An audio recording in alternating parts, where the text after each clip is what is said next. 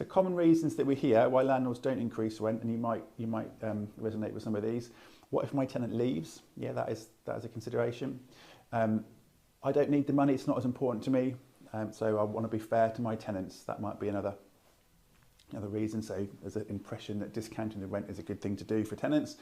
And my tenant has been in my property for a long time, so I want to look after them. They've looked after me, they've looked after my property, so I want to be fair to them. And the most common reason I would suggest is that landlords don't have a process for doing it. It's not a regular diary entry, and they just forget. So time goes by, rents don't increase, and then you're left in a position where you're below market rent. So calculate the cost of not increasing your rent. So I think it's important to decide to do it or not to do it. Either way is totally fine, but it's important to do it deliberately.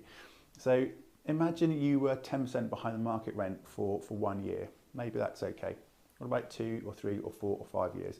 So after a time, if you don't increase your rent, and we've seen this happen with many self-managing landlords, that they are substantially behind the market rent, and they might not know that.